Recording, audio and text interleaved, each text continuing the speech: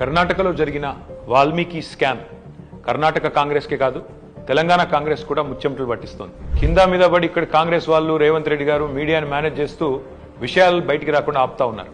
కానీ ఆ మబ్బులు కూడా తప్పకుండా 4-5 రోజుల్లో విడిపోతాయని నేను అనుకుంటాను. గవర్నమెంట్ డబ్బులు గవర్నమెంట్ అకౌంట్ల నుంచి అక్రమంగా ఏ కారణం లేకుండా సరిగ్గా పార్లమెంట్ ఎలక్షన్ కు ముందు 180 కోట్ల రూపాయలు దారిమల్లినాయి. కర్ణాటక ముఖ్యమంత్రి స్వయంగా సిద్ధరామయ్య గారు అసెంబ్లీలో ఈ వాల్మీకి స్కామ్ లో భారీ ఎత్తున డబ్బులు దారిమల్లినాయని ఆయనే ఒప్పుకున్నారు.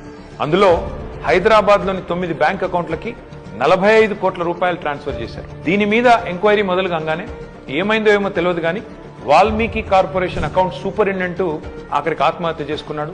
ఇవాళ ఆయన కుటుంబం రోడ్డున పడే పరిస్థితి. బ్యాంక్ అధికారులతో సహా 11 మందిని ఈడీ అరెస్ట్ చేసింది. కర్ణాటక నుండి మన తెలంగాణకు అక్రమంగా ఈ డబ్బు ఏ అకౌంట్లలోకి వచ్చింది, ఆ అకౌంట్లు ఎవరివి, ఈ తీగ లాగితే తెలంగాణ కాంగ్రెస్ డొంక మొత్తం కదులుతా ఉన్నది. మొన్న పార్లమెంట్ ఎన్నికల్లో తెలంగాణ కాంగ్రెస్ పార్టీ తన ఖర్చులకు ఈ డబ్బులే వాడినట్టుగా అనిపిస్తా ఉంది.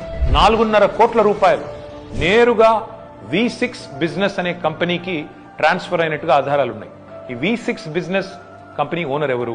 SIT, CID, ED ఈ దాడులన్నీ జరిగిన తర్వాత కూడా మన తెలుగు మీడియాలో ఈ వార్తలు రాకుండా అడ్డుకుంటున్నది ఎవరు?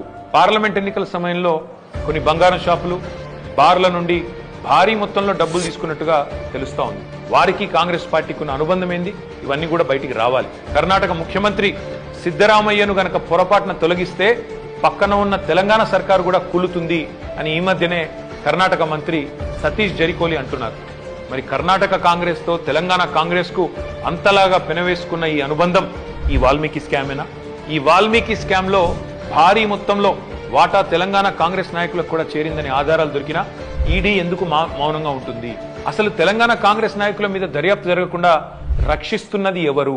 పార్లమెంట్ లో గాయ చేసుడు తప్ప బయట మాత్రం ఏమీ తమ సొంత పార్టీ అవినీతి మీద నోరు విప్పని రాహుల్ గాంధీ ఖచ్చితంగా నోరు విప్పాలి. ఈ వాల్మీకి కార్పొరేషన్ గుట్టు విప్పాలని చెప్పి నేను డిమాండ్ చేస్తా ఉన్నాను.